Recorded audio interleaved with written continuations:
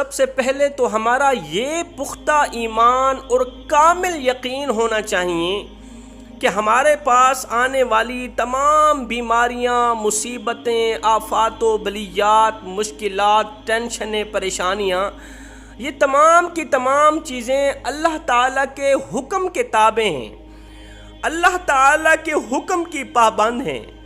کم و بیش 18,000 مخلوقات اللہ تعالیٰ نے اس دنیا میں بھیجی، 18,000 مخلوقات اللہ تعالیٰ نے پیدا فرمائی۔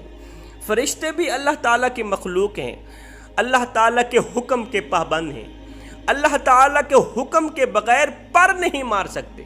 18,000 مخلوقات اللہ تعالیٰ کے حکم کی پابند، اللہ تعالیٰ کے حکم کے بغیر پر نہیں مار سکتے۔ ان 18,000 مخلوقات میں سے واحد ایک انسان ہے جس کو اللہ تعالیٰ نے اپنے حکم کا پابند نہیں کیا۔ دو راستے دیے، ایک راستہ جنت کا، دوسرا راستہ جہنم کا، ایک راستہ شیطان کا، دوسرا راستہ رحمان کا۔ ایک ہوتا ہے نام کا مسلمان جو اللہ کو تو مانتا ہے، اللہ کی نہیں مانتا۔ نام کا مسلمان جو صرف اللہ کو مانتا ہے، اللہ کی نہیں مانتا۔ دوسرا ہوتا ہے مومن جو اللہ کو ماننے کے ساتھ ساتھ اللہ کی بھی مانتا ہے، جو اللہ کی ماننے کے ساتھ ساتھ اس کے دل کا تعلق اللہ کی ذات کے ساتھ جڑا ہوا ہوتا ہے، اس کے دل میں اللہ رسول کی محبت کے سوا کچھ بھی نہیں ہوتا۔ جو نام کا مسلمان ہوتا ہے، اگر اسے کوئی فائدہ مل جائے، اگر اسے کاروبار میں سے نفع مل جائے، اگر اس کے مال میں، رزق میں برکت نصیب ہو، اسے کوئی بھلائی مل جائے، بھلائی نصیب ہو جائے، تو کہتا ہے یہ تو میری محنت کی وجہ سے ہوا، یہ تو میری وجہ سے ہوا، میں نے محنت کی، مجھے محنت کا اجر ملا۔ اور جب اسے کوئی نقصان کا منہ دیکھنا پڑتا ہے، جب اسے کوئی خسارہ ملتا ہے، جب اسے رزق میں کمی آنے لگتی ہے، جب کوئی نقصان ہوتا ہے، تو یہ آسمان کی طرف سر اٹھا کر کہتا ہے اللہ میں نے تیرا کیا بگاڑا تھا، میں نے تیرا کیا بگاڑا تھا کہ تو نے مجھے خسارے میں ڈال دیا، تو نے مجھے نقصان میں ڈال دیا، مجھے نقصان کا منہ دیکھنا پڑا۔ اب سنو، جو مومن ہوتا ہے، جو اللہ کو ماننے کے ساتھ ساتھ اللہ کی بھی مانتا ہے، جب اسے نفع ملتا ہے، جب اسے رزق میں برکت ملتی ہے، جب اسے خوشحالی ملتی ہے، تو یہ اللہ تعالیٰ کا لاکھ لاکھ شکر ادا کرتے ہوئے کہتا ہے مالک یہ تو تیری طرف سے مجھے انعام ملا ہے۔ اور جب اسے کوئی نقصان کا منہ دیکھنا پڑتا ہے، جب اسے نقصان یا خسارہ ملتا ہے، تو یہ کہتا ہے یہ میری ہی کوتاہی کی وجہ سے ہوا، یہ میری ہی کمی کی وجہ سے ہوا۔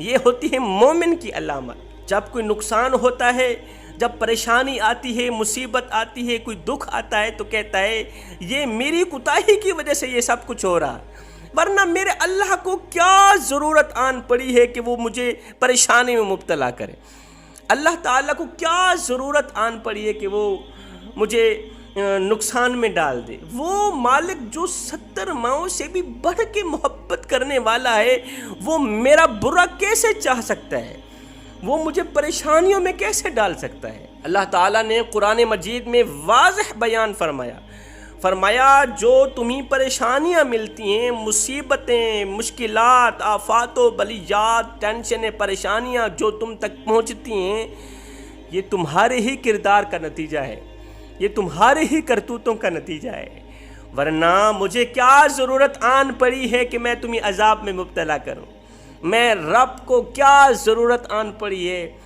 کہ میں تمہیں پریشانیوں میں ڈالوں، غموں میں ڈالوں۔ حضرت سیدنا امام باقر رضی اللہ تعالیٰ عنہ کے صاحبزادے حضرت امام جعفر صادق رضی اللہ تعالیٰ عنہ فرماتے ہیں 5 قسم کے لوگ ہر وقت پریشانیوں میں مبتلا رہتے ہیں، 5 قسم کے لوگ ہر وقت مصیبتوں میں، مشکلات میں، ٹینشنوں میں، آفات و بلیات میں مبتلا رہتے ہیں۔ 5 قسم کے لوگ، ان کا ہر اٹھنے والا قدم انہی پریشانیوں کی دلدل میں پھنسا دیتا ہے، انہی مصیبتوں کی دلدل میں پھنسا دیتا ہے۔ پوچھا گیا حضرت وہ 5 بدقسمت لوگ ہیں کون کون سے جو ہر وقت پریشانیوں کی دلدل میں پھنسے رہتے ہیں؟ فرمایا پہلے وہ لوگ جن کے گھر میں انہی کی وجہ سے ان کے گھر میں رہنے والی کوئی بھی خاتون روتی ہو۔ نمبر 1، جن کے گھر میں انہی کی وجہ سے ان کے گھر کی کوئی بھی عورت روتی ہو۔ ایسے لوگ ہر وقت پریشان حال رہتے ہیں۔ 4 روپ ہیں عورت کے: عورت ماں، عورت بیٹی، عورت بہن، عورت بیوی۔ فرمایا جو انسان اپنی وجہ سے عورت کی آنکھوں سے آنسو نکالتا ہے، جو انسان اپنی وجہ سے ماں کو رلاتا ہے، بہن کو رلاتا ہے، بیٹی کو رلاتا ہے، بیوی کو رلاتا ہے، فرمایا کبھی بھی سکون کی نیند نہیں سو سکتا، کبھی بھی اسے چین نہیں ملتا، اس کا دل ہر وقت بے قرار رہتا ہے، بے چین رہتا ہے، کیونکہ اللہ تعالیٰ کسی کو رلانے والے شخص کا سکون چھین لیتا ہے، کسی کو تڑپانے والے شخص کا چین و قرار چھین لیتا ہے، اس کی زندگی اس کے لیے اجیرن بنا دیتا ہے۔ فرمایا اگر تم چاہتے ہو کہ تم غموں سے دور ہو جاؤ، پریشانیوں سے دور ہو جاؤ، فرمایا عورتوں کی آنکھوں سے آنسو نہ نکالا کرو، اپنی عورتوں کو مارا نہ کرو، اپنی عورتوں کو ڈانٹا نہ کرو، عورتوں کو رلایا نہ کرو۔ جس گھر میں عورت روتی ہو، ناجائز روتی ہو، اس گھر میں رزق بانٹنے والے فرشتے نہیں آتے، اس گھر میں رحمت کے فرشتے نہیں آتے۔ حضرت سیدنا علی المرتضیٰ شیر خدا کرم اللہ وجہ الکریم، آپ کہیں لمبے سفر کو جا رہے تھے، جاتے جاتے آپ کا گزر ایک ایسے مکان کے قریب سے ہوا جہاں ایک شخص اپنی بیوی کو مار رہا تھا، بیوی زارو قطار رو رہی تھی، چیخ رہی تھی، چلا رہی تھی۔ آپ رکے، باہر دستک دی، اندر سے ایک شخص باہر نکلا، کون رو رہی ہے؟ کہا میری بیوی رو رہی۔ کیوں جگڑ رہے ہو؟ کہا یہ اپنے کرتوتوں کی وجہ سے چتر پولے کھا رہی، اپنے کرتوتوں کی وجہ سے رو رہی ہے، اسے سزا مل رہی ہے۔ حضرت علی رضی اللہ تعالی عنہ نے فرمایا وہ تمہارا اپنا ہی میاں بیوی کا معاملہ ہے، مگر ایک بات سن لو، جس گھر میں عورت روتی ہو وہاں رزق بانٹنے والے فرشتے نہیں آتے، رحمت کے فرشتے اس گھر میں نہیں آتے جس گھر میں عورت روتی ہو۔ فرمایا اپنی عورتوں کو نہ رلایا کرو۔ دوسرے لوگ جو ہر وقت پریشانیوں کی دلدل میں پھنسے رہتے ہیں، غموں کی دلدل میں پھنسے رہتے ہیں، یہ وہ لوگ ہوتے ہیں جو اللہ کو سجدہ نہیں کرتے، جو اللہ تعالیٰ کی نعمتوں کا شکر ادا نہیں کرتے، چرچا نہیں کرتے، نماز نہیں پڑھتے، قرآن نہیں پڑھتے۔ اللہ اکبر، نماز کا ذکر آیا، حضرت شیخ عبد القادر جیلانی رحمۃ اللہ تعالیٰ علیہ کا ایک فرمان یاد آ گیا۔ حضرت شیخ عبد القادر جیلانی رحمۃ اللہ تعالیٰ علیہ فرماتے ہیں جب کوئی بے نمازی مر جائے اسے کفن مت دو، اسے غسل مت دو، اسے خوشبو مت لگاؤ، اسے کندھا مت دو، آخر میں ولیوں کا ولی، ولیوں کا سردار حضرت شیخ عبد القادر جیلانی رحمۃ اللہ تعالیٰ علیہ فرماتے ہیں بے نمازی کو مسلمانوں کے قبرستان میں ہرگز نہ دفنانا، ورنہ اسی کی وجہ سے دوسرے مردوں کو عذاب بھگتنا پڑے گا، دوسرے مردوں پر قہر ٹوٹے گا، عذاب ٹوٹے گا۔ ان کو پریشان مت کرنا، بے نمازی کو مسلمانوں کے قبرستان میں مت دفنانا۔ فرمایا قیامت کے دن جس صف میں حامان کھڑا ہوگا، فرعون کھڑا ہوگا، نمرود کھڑا ہوگا، بے نمازی کو بھی اسی صف میں کھڑا کیا جائے گا۔ بے نمازی کو گنہگار مسلمانوں کی صف میں کھڑا ہونے کی اجازت نہیں ہوگی، سیاکار مسلمانوں کی صف میں کھڑا ہونے کی اجازت نہیں ہوگی۔ بے نمازی کو جس صف میں دشمنان خدا کھڑے ہوں گے، بے نمازی کو بھی اسی صف میں کھڑا کیا جائے گا۔ رسول اللہ صلی اللہ علیہ وسلم نے فرمایا قیامت کے دن بے نمازیوں کے چہروں پر 3 طرح کی سطریں لکھی ہوئی ہوں گی، 3 سطریں، پیشانی پر 3 لفظ لکھے ہوئے ہوں گے۔ پہلی سطر پر لکھا ہوگا یہ کافر ہیں، چاہے وہ دنیا میں مسلمانوں کے گھر میں پلے، مسلمانوں کے گھر میں کھایا پیا، ساری زندگی مسلمانوں کے ساتھ گزاری، ان کی اولاد مسلمان، ان کے والدین مسلمان، ان کے عزیز و اقارب جس بستی میں رہتے تھے تمام کے تمام لوگ وہ مسلمان۔ دنیا والوں کی نظروں میں تو وہ مسلمان ہیں، لیکن اللہ کی نظروں میں وہ مسلمان نہیں ہیں، رسول اللہ کی نظروں میں وہ مسلمان نہیں ہیں۔ فرمایا قیامت کے دن بے نمازی کی پیشانی پر لکھا ہوگا یہ کافر ہے۔ مومن اور کافر کے درمیان فرق صرف نماز کا ہے۔ کافر اس لیے ہے کہ وہ نماز نہیں پڑھتا، مومن اس لیے کہ وہ اللہ کو سجدہ کرتا ہے، مومن اس لیے اللہ کا محبوب اس لیے کہ وہ نماز پڑھتا ہے۔ فرمایا دوسری سطر پہ لکھا ہوگا اس نے اللہ کا حق غضب کیا، تیسری سطر پہ لکھا ہوگا یہ وہ بدقسمت شخص ہے، بدبخت شخص ہے جس نے دنیا میں اللہ کے حق کو ضائع کیا۔ فرمایا قیامت کے دن مرد ہو، عورت ہو، بیوی ہو، شوہر ہو، بچے ہوں، والدین ہو، امیر ہو، غریب ہو، بادشاہ ہو، فقیر ہو، ہر ایک شخص کو اللہ تعالیٰ کی طرف سے حکم ہوگا کہ تم اللہ کو سجدہ کرو۔ ہر ایک انسان سجدے میں گر پڑے۔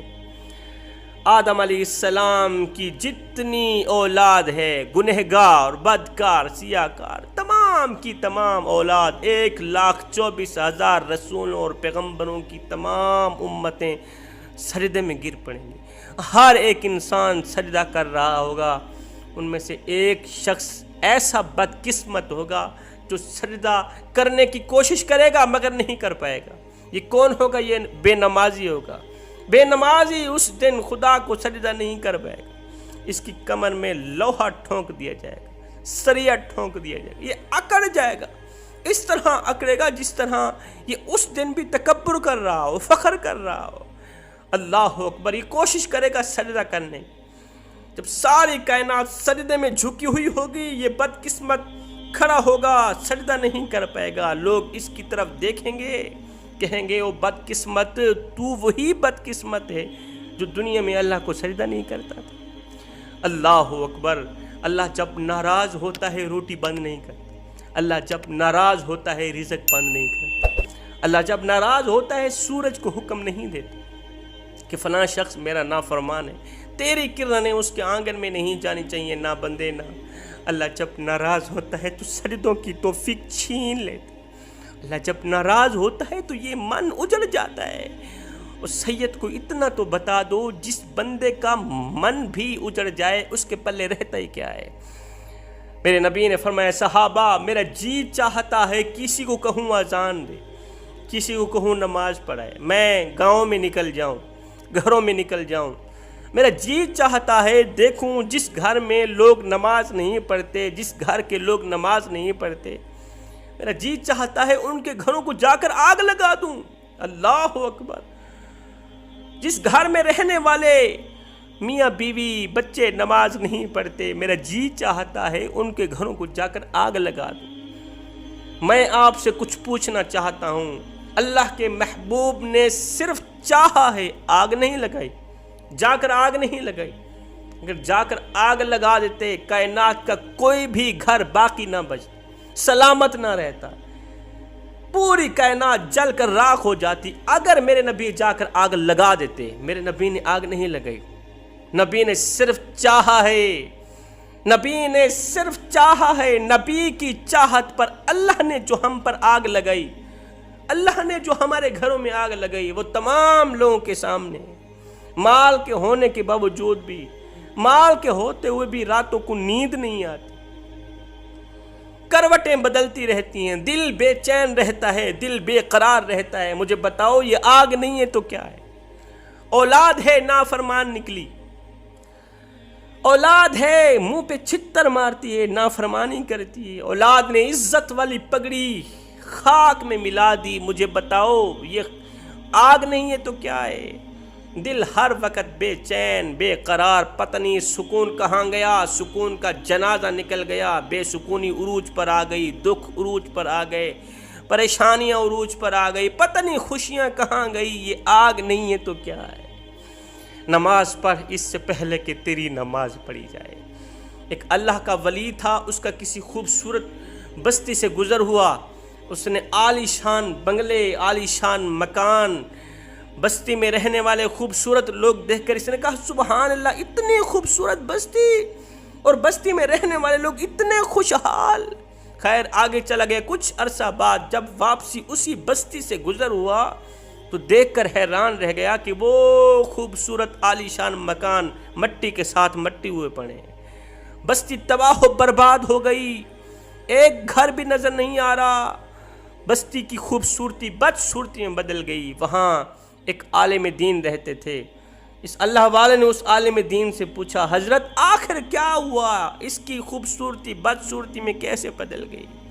عالم دین نے کہا کہ وجہ اصل میں یہ ہے، ہماری بستی کے قریب سے ایک بے نمازی کا گزر ہوا تھا، ہماری بستی کے قریب سے ایک بے نمازی کا گزر ہوا تھا، اس بے نمازی کی نحوست نے ہماری بستی کو تباہ و برباد کر ڈالا، اس بے نمازی کی نحوست کی وجہ سے اللہ نے ہماری خوبصورت بستی کو بربادی میں بدل دی، تباہ و برباد کر دیا۔ مجھے اتنا تو بتا دو، جس بستی کے قریب سے ایک بے نمازی گزرا ہو، اس کی نحوست اتنی پڑتی ہے کہ سارا کا سارا شہر تباہ و برباد ہو جاتا ہے۔ جس گھر کے رہنے والے تمام کے تمام لوگ بے نمازی ہوں، وہاں برکتیں کہاں سے آئیں، وہاں سکون کہاں سے آئے، وہاں راحت کہاں سے آئے، وہاں دل کو چین قرار کہاں سے ملے؟ فرمایا تیسرے لوگ جو ہر وقت غموں میں مبتلا رہتے ہیں، وہ ہیں والدین کو ان کی غربت کا تانا دینے والے لوگ، باتوں باتوں پہ والدین کا دل دکھانے والے، والدین کی عزت کو پامال کرنے والے، عزت والی پگڑی کو خاک میں ملانے والے، والدین سے دعائیں لینے کے بجائے بد دعائیں لینے والے لوگ، یہ بھی ہر وقت غموں میں مبتلا رہتے ہیں۔ چوتھے لوگ جن کی وجہ سے کوئی پریشان ہو، جن کی وجہ سے کوئی دکھی ہو، جن کی وجہ سے کسی کو درد ملا ہو، دکھ ملا ہو، دل دکھانے والے لوگ، دل کا چین قرار برباد کرنے والے لوگ۔ یاد رہے کسی کو پریشان کرنے والا شخص زندگی میں کبھی بھی سکون نہیں پاتا، کسی کو دکھ دینے والا انسان سکھ کی سانس نہیں لے پاتا۔ فرمایا پانچویں وہ لوگ جو کام کی طرف دھیان نہیں دیتے، اپنا وقت برباد کرتے رہتے ہیں، جو فضول خرچی کرتے ہیں، محنت نہیں کرتے۔ فرمایا یہ 5 بدقسمت لوگ وہ ہیں جو ہر وقت پریشانیوں کی دلدل میں پھنسے رہتے ہیں، جو ہر وقت غموں کی دلدل میں پھنسے رہتے ہیں۔ اب ان غموں کی دلدل سے نکلنے کا کوئی حل تو ہوگا، ایک ہی حل ہے، وہ ہے استغفار۔